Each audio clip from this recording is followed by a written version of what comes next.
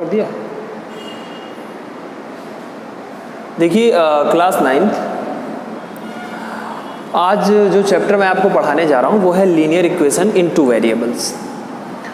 तो सबसे पहली बात हमें आपसे जो करनी है वो ये है कि ये लीनियर इक्वेशन जो है वो क्या होती है। देखिए लिखा है लीनियर इक्वेशन, तो पहले काम तो ये होना चाहिए कि भाई आपको पता होना चाहिए कि ये लीनियर इक्वेशन क्या है। देखिए आपने पॉलिनॉमियल पढ़ लिया है, थोड़ा बहुत आप जानते हैं पॉलिनॉमियल के बारे में। तो अगर आपने पॉलिनॉमियल पढ़ा है, मान लीजिए कि मैं यहाँ लिखता हूँ ऐसे कुछ 5x + 3y इक्वल मैंने लिख दिया 7। आपके सामने देखा जाए तो एक इक्वेशन लिखी हुई है ये, इसमें कुछ कांस्टेंट टर्म्स हैं, कुछ वेरिएबल्स भी हैं। जैसे x और y ये दो वेरिएबल हैं और 5 यहाँ पर एक उसका कोफिशिएंट है x का जो कि कांस्टेंट है, 3y का कोफिशिएंट है वो भी कांस्टेंट है और 7 भी एक कांस्टेंट टर्म है। यानी कुछ ये इस फॉर्म में है ax + by = c, कुछ ऐसा फॉर्म नजर आ रहा है। ax यानी 5x, यानी a की वैल्यू क्या है 5 है, by यानी कि 3y, तो b की वैल्यू 3 है और c की वैल्यू 7 है। तो कुछ इसी फॉर्म में ये इक्वेशन हमें नजर आ रही है, इसे हम लीनियर इक्वेशन कहेंगे। आप कहेंगे सर ऐसा क्यों? क्योंकि यहाँ पर जो वेरिएबल जो आप देख रहे हैं, मतलब x और y दोनों की जो पावर है, हाईएस्ट पावर, वो 1 है। यहाँ पर अगर आप देखें तो x की पावर 1 है, यहाँ y की पावर भी क्या है 1 है, लिखा नहीं है पर है तो 1। एज इट इज यहाँ भी x की पावर 1 है, y की पावर 1 है। तो किसी भी इक्वेशन में जो वेरिएबल्स यूज हो रहे हैं, अगर उन वेरिएबल्स की पावर 1 हो, मैक्सिमम हाईएस्ट पावर 1 हो, तो उसको हम लीनियर इक्वेशन कहेंगे। और अगर उस इक्वेशन में दो वेरिएबल यूज हो रहे हो तो वो लीनियर इक्वेशन दो वेरिएबल में हो जाएगी। जैसे कि आपके सामने लिखा है, चाहे आप इसे देखें या इसे देखें, 5x + 3y = 7। तो यहाँ पर x और y क्या है, ये वेरिएबल्स हैं और ये कितने हैं, 2 हैं। तो लीनियर इक्वेशन इन टू वेरिएबल जो आपका चैप्टर है, वहाँ हम इन्हीं सारी बातों को डिस्कस करेंगे। वहाँ हम दो वेरिएबल में ऐसी कुछ इक्वेशंस को बनाएंगे। दरअसल क्या होता है, जब हम अलजेब्रा पढ़ रहे होते हैं तो कई बार क्या होता है कि तमाम सारी ऐसी कंडीशंस होती हैं जिनको हमें अलजेब्रिकली डिफाइन करना होता है। जैसे मैं आपसे कहूँ कि एक पेन की जो कॉस्ट है वो नोटबुक की कॉस्ट की हाफ है, मान लीजिए मैंने ऐसा कुछ कह दिया, या मैं ऐसे कह दूँ, थोड़ा आसान बना देते हैं कि नोटबुक की जो कॉस्ट है वो पेन की कॉस्ट की डबल है। तो अगर पेन की कॉस्ट x है तो जो नोटबुक होगी उसकी कॉस्ट क्या हो जाएगी, 2y हो जाएगी ना, सॉरी 2x हो जाएगी, क्योंकि मैंने क्या कहा, उसकी कॉस्ट डबल है।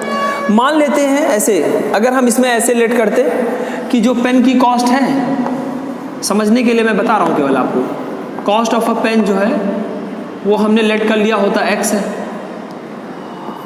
और कॉस्ट ऑफ नोटबुक हमने लेट कर लिया होता y। और जो कंडीशन है वो मैं आपके सामने ये रख रहा हूँ कि नोटबुक की कॉस्ट पेन की कॉस्ट की डबल है, यानी जो y है वो क्या है, पेन की कॉस्ट x है ना, उसका अगर डबल कर दिया जाए यानी 2x हो जाएगा, तो वो किसके इक्वल हो जाएगा, कॉस्ट ऑफ नोटबुक के इक्वल हो जाएगा। तो y = 2x लिख दिया। अब अगर मैं इस 2x को इस तरफ ले आता तो y 2x इधर प्लस में है, इधर आता तो माइनस हो जाता और इक्वल में यहाँ 0 बच जाता। आपको एक इक्वेशन मिल रही है ना, कितने वेरिएबल हैं, x और y, 2 वेरिएबल है, तो ये लीनियर इक्वेशन है और वो भी किस में है, 2 वेरिएबल में है। तो ऐसी चीज़ों पर हम बात करेंगे। एक अलजेब्रिक जो है कंडीशन मैंने आपके सामने रखी। एक नॉर्मल लाइफ में ऐसी कंडीशंस हो सकती हैं कि आपसे कह दिया जाए कि नोटबुक की कॉस्ट पेन की कॉस्ट की डबल है, या कुछ ऐसी तमाम चीज़ें कि इतनी डिस्टेंस ट्रैवल करी, या कुछ भी इस तरह के तमाम सारी चीज़ें होती हैं जिन पर हमसे कुछ कहें और फिर आप क्या करें कि उसको लेकर के कुछ इस तरह का एक अलजेब्रिक फॉर्म में उसको लिख दें। तो जब आप उसे अलजेब्रिक फॉर्म में लिखेंगे तो वो लीनियर इक्वेशन बन जाएगी, ठीक है ना। और वो लीनियर इक्वेशन 2 वेरिएबल में भी है, आप देख सकते हैं 2 वेरिएबल है। तो नॉर्मली ये काम हम यहाँ पर करते हैं। इसका यूज़ जब हम करेंगे तो आप देखेंगे कि हम इस तरह के तमाम सारे क्वेश्चंस को सॉल्व करते समय इसका यूज़ कर रहे होते हैं। तो एक कुछ बातें तो आपको समझ आ गई होंगी, है ना, कि लीनियर इक्वेशन क्या होता है, दो वेरिएबल में है तो इसका क्या मतलब है। ये सारे लोग समझ रहे हैं इस बारे में, किसी को कोई आपत्ति नहीं है, ना मुझे कोई बहुत चर्चा करने की ज़रूरत है इस पर। चलिए ठीक है, तो आगे बढ़ते हैं। ठीक, देखिए क्लास, अब इसके बाद आगे कुछ और बातें समझ लेते हैं। देखिए मैं आपके सामने एक बहुत सामान्य सी एक इक्वेशन लिखता हूँ, x + y = 5। ठीक, ये लीनियर इक्वेशन है, दो वेरिएबल में भी है, किसी को इसमें कोई आपत्ति नहीं है कि हाँ बिल्कुल सही बात है सर, लीनियर इक्वेशन है, दो वेरिएबल में है। मैं आपसे कहूँ कि मुझे इस इक्वेशन के लिए ग्राफ प्लॉट करना है। क्या करना है? ग्राफ प्लॉट करना है। मैं ये देखना चाहता हूँ कि ग्राफ बनाने पर कैसा होता है, इसका ग्राफ बनाया जाए तो कैसे बनेगा। आप में से कुछ लोग कहेंगे सर हाँ हम कर लेंगे, ग्राफ प्लॉट कर लेंगे, कुछ लोग कहेंगे कि नहीं सर हमें तो को पता नहीं है। तो दोनों तरह के लोग बैठे हुए हैं। तो फिलहाल पहले क्वेश्चन में मैं आपसे बात कर लेता हूँ, मैं आपको समझाता हूँ कि ग्राफ कैसे प्लॉट करना है। सबसे पहला काम हम ये कर सकते हैं कि हम बारी बारी से, जैसे कि हम x को उधर भेज दें या किसी को उधर भेज सकते हैं, तो y इक्वल हो जाएगा 5 - x, 5 - x, क्योंकि x यहाँ प्लस में है। आप y को भी उधर भेज सकते थे, ऐसा नहीं था कि आप कहते नहीं सर हर बार x को उधर भेजना है क्या, नहीं ऐसा नहीं, अपने हिसाब से आप सहूलियत के हिसाब से x y किसी को भी उधर कर सकते हैं। अब हम बारी बारी से क्या करेंगे, x की वैल्यू पुट करेंगे और उससे मैं y की वैल्यू फाइंड करूंगा। सबसे पहले मान लीजिए, देखिए कोई भी वैल्यू रख सकते हैं, कोई भी वैल्यू रखी जा सकती है, इसलिए मैं सोचेगा नहीं सर क्या यही रखना है, नहीं ऐसा नहीं है। मान लीजिए हमने पुट किया x = 0, ठीक है ना, ये इक्वेशन 1 है मान लीजिए, इन इक्वेशन 1। तो जब आप x = 0 यहाँ रखेंगे तो y की वैल्यू कितनी आ जाएगी, 5 - 0 करेंगे यानी 5 आ जाएगी। फिर मैं आपसे कहता हूं कि नहीं, इस बार हम पुट करेंगे x = 1, तो y इक्वल कितना आ जाएगा, 5 - 1, 5 - 1 करेंगे तो कितना हो जाएगा, 4 हो जाएगा। फिर मान लीजिए हमने कहा कि नहीं हम पुट करेंगे x = 2, तो जब आप यहां पर 2 रखेंगे तो y इक्वल कितना हो जाएगा, 5 माइनस और यहां 2 कर देंगे तो कितना आ जाएगा, 3 आ जाएगा। सीधे सीधे लिख देता हूं मैं, ठीक है, ज़्यादा वैल्यू नहीं फाइंड करते हैं, इतने से ही हमारा काम चल जाएगा। चलिए हम समझ लेते हैं हमने कौन कौन सी वैल्यू रखी तो क्या क्या हुआ। यहां सबको दिख रहा है ना, एक छोटा सा मैं वो बना लेता हूं, ज़्यादा कुछ नहीं, छोटा सा बना के समझ लेते हैं।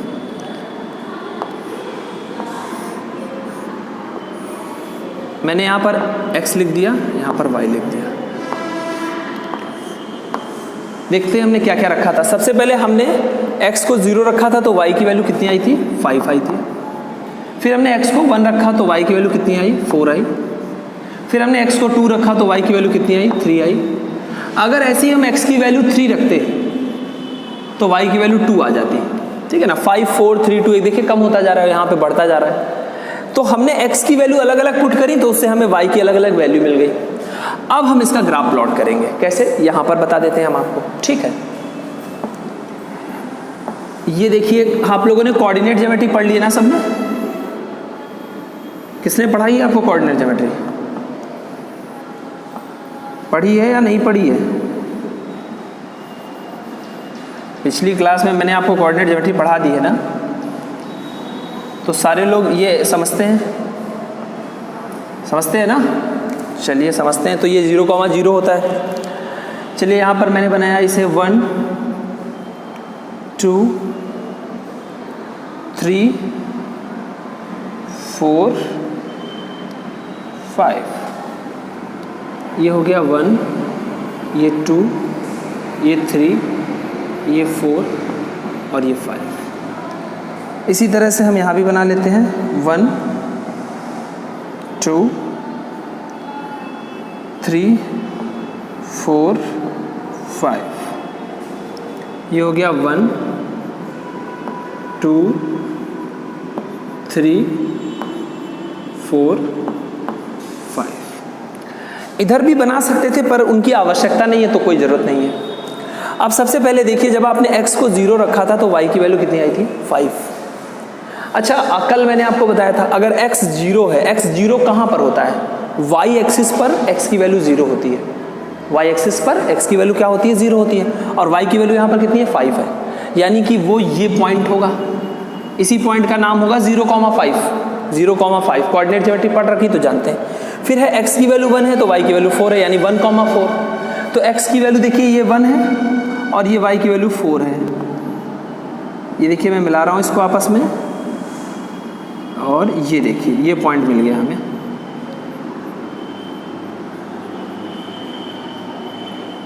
ये पॉइंट मिल गया। ऐसे ही x की वैल्यू 2 है तो y की वैल्यू 3 है। x की वैल्यू 2 है तो y की वैल्यू क्या है? 3 है। ये देखिए मैं ग्राफ बना रहा हूँ, सब लोग ध्यान से देखिएगा क्योंकि कोई भी गलती नहीं करनी है। और आप लोग तो बहुत समझदार लोग हैं, गलती का कोई प्रश्न ही नहीं उठता है। ये देखिए मैंने बनाया x की वैल्यू 2 तो y की वैल्यू 3। अब x की वैल्यू 3 है तो y की वैल्यू 2 हो गई है। ये देखिए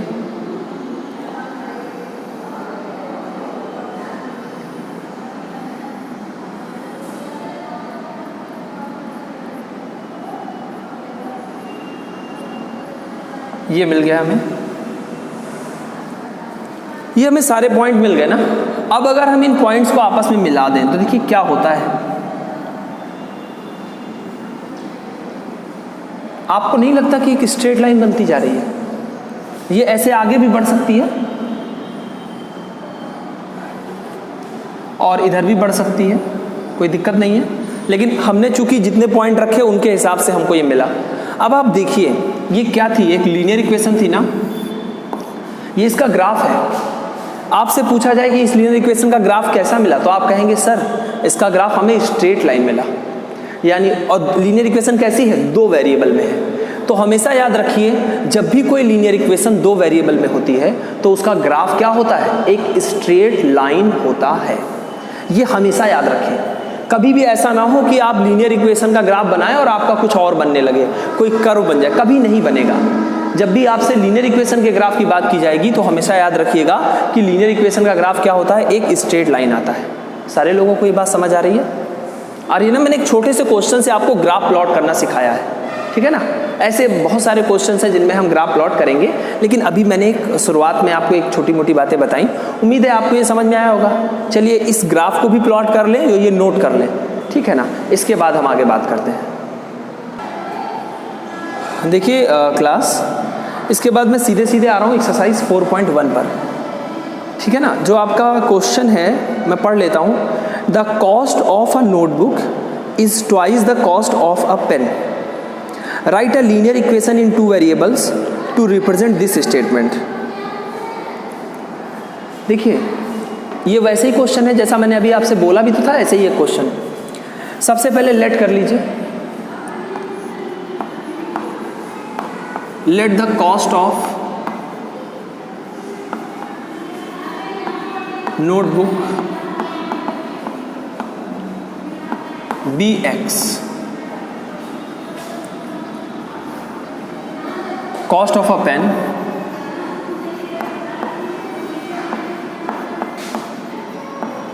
बी वाई। सबको बात समझ आई? हमने नोटबुक की कॉस्ट एक्स लेट कर ली और पेन की वाई लेट कर ली। तो कह रहे हैं कि cost of notebook is twice the cost of pen, यानी according to the condition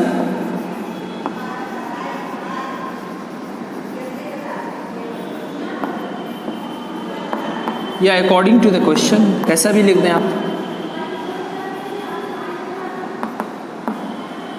question के अकॉर्डिंग हम ये कह सकते हैं कि जो नोटबुक की कॉस्ट है x, ये पेन की कॉस्ट के ट्वाइस यानी कि 2 से इंटू कर दीजिए पेन की कॉस्ट में, ठीक है ना, इसके इक्वल है।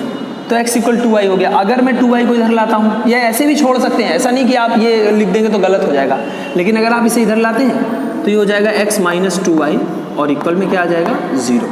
बात समझ आई आपको? ये जो आप देख पा रहे हैं, ये इसी मैंने कंडीशन को एल्जेब्रिक फॉर्म में क्या करा, लिख दिया, या लीनियर इक्वेशन के फॉर्म में हमने उसे रिप्रेजेंट कर दिया। बात समझ आई? हमने उस क्वेश्चन को लीनियर इक्वेशन के फॉर्म में रिप्रेजेंट कर दिया। पहला क्वेश्चन था, बहुत सिंपल है ना, किसी को कोई दिक्कत नहीं है, अच्छी बात है। चलिए फिर अगले क्वेश्चन पर चलते हैं।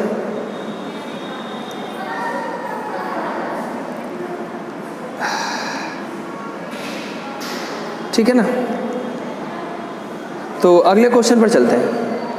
देखिए क्लास 9 जो अगला क्वेश्चन नंबर 2 है, उसमें कुछ ऐसे लीनियर इक्वेशंस दी गई हैं और आपको उन लीनियर इक्वेशंस को इस फॉर्म में रिप्रेजेंट करना है। मैंने ऊपर लिख दिया है, क्या फॉर्म लानी है, ax plus by plus c equal 0।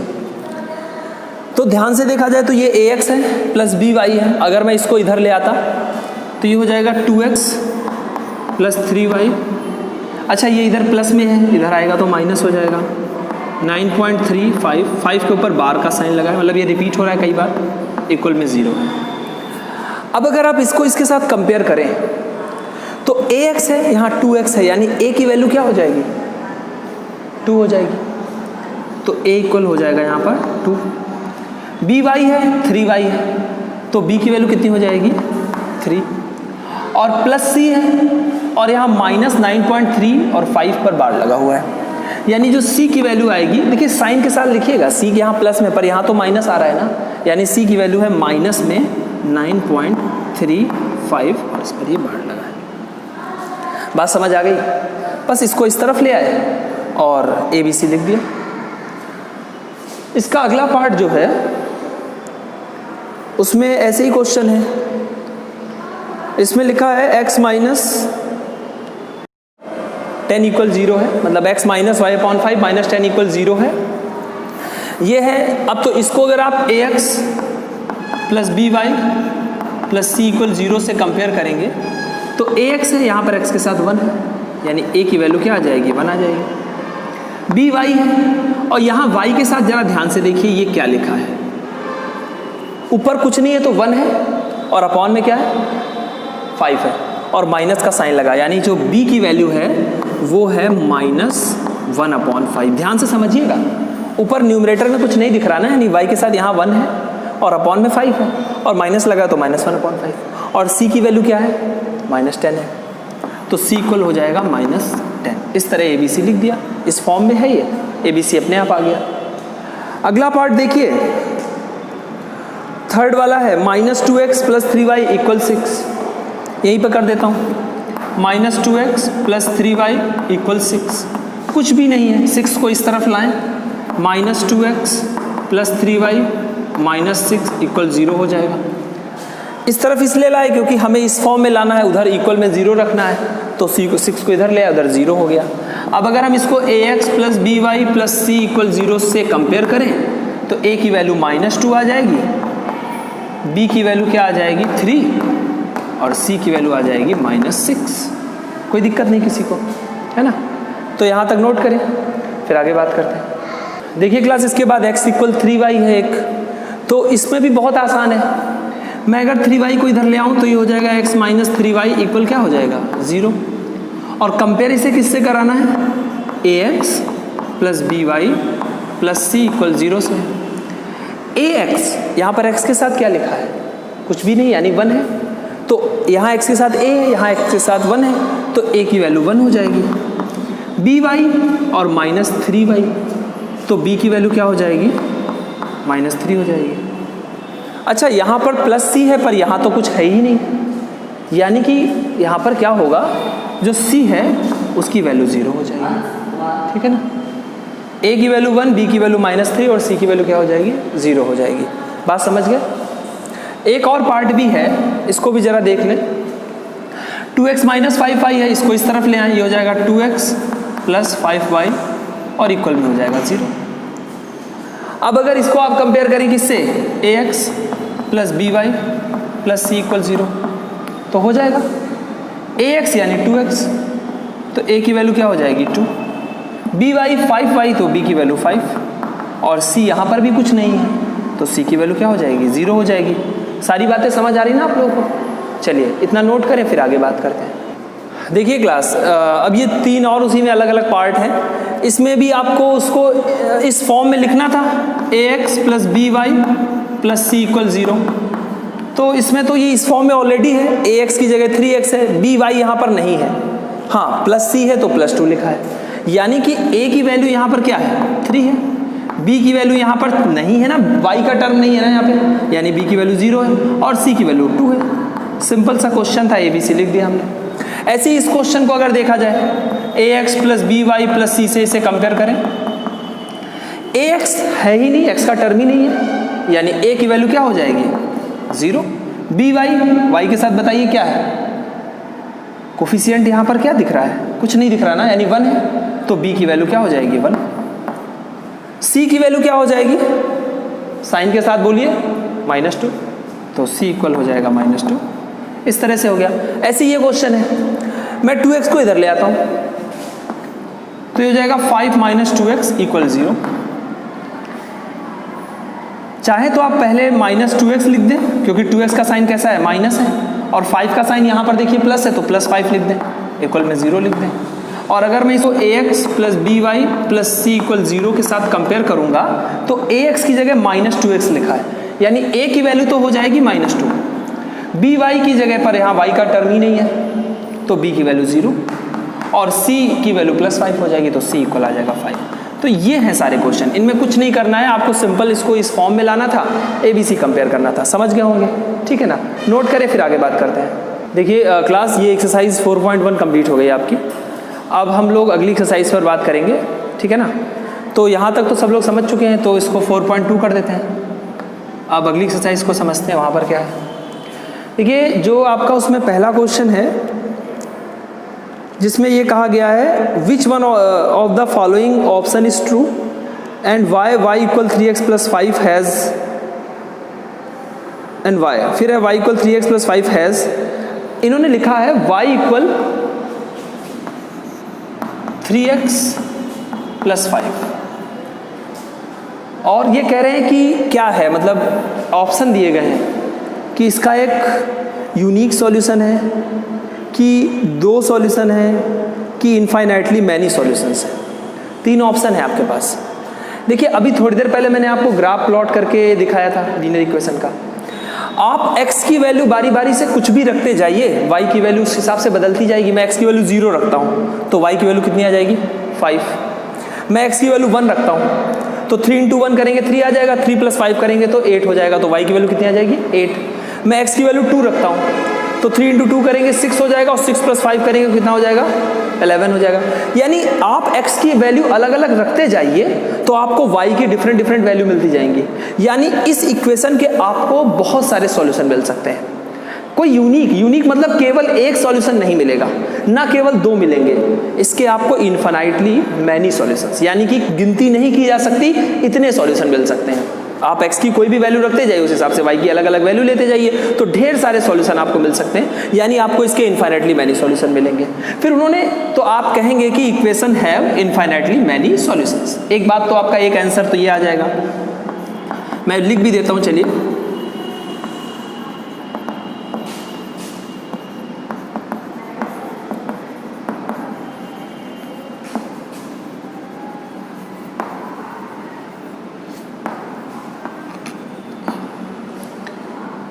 ठीक है ना, थोड़ा समझ गए होंगे आप लोग क्या लिखा है, equations of infinitely many solutions.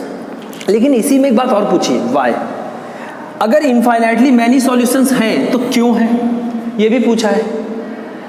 तो आप ये लिख देंगे कि for every value of a there is a different value of, sorry, every value of x there is a different value of Y.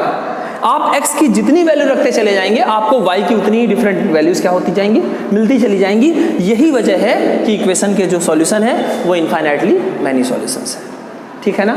तो ये स्टेटमेंट आप लिखेंगे, for every value of x there is a different value of y। तो ये यहाँ पे आप अपने आप लिख लीजिएगा। बात समझ चुके हैं सारे लोग, तो इसे नोट कर लें, इसके बाद आगे बढ़ते हैं। देखिए क्लास, इसमें एक क्वेश्चन है 2x + y = 7, और आपसे ये कह रहे हैं कि इसमें क्या करिए, इसके 4 सॉल्यूशंस बता दीजिए।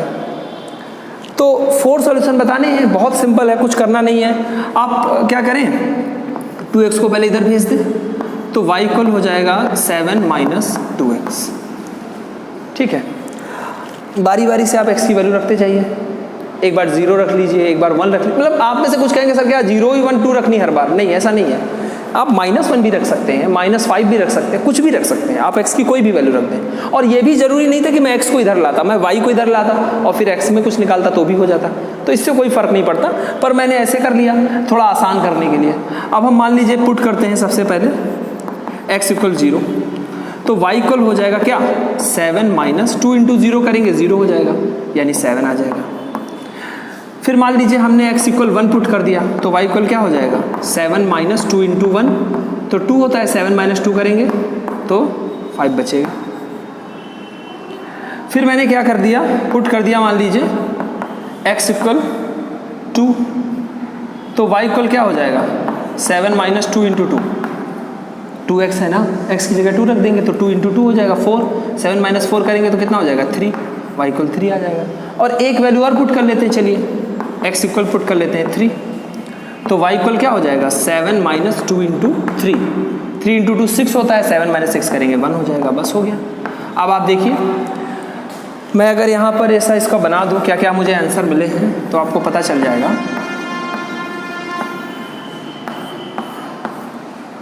मैंने एक बार x को रखा था 0, तो y की वैल्यू आई थी 7, फिर मैंने x को 1 रखा था तो y की वैल्यू आई थी 5, फिर x को मैंने 2 रखा था तो y की वैल्यू आई थी 3, फिर x को मैंने 3 रखा था तो y की वैल्यू आई थी 1। ये देखिए 1 2 3 4 सॉल्यूशंस मिल गए। ऐसे ही बाकी सारे क्वेश्चन करने हैं आपको और वहाँ से निकालने, ठीक है, तो आप कर लेंगे जो है ये मैं मान रहा हूँ, ठीक है ना।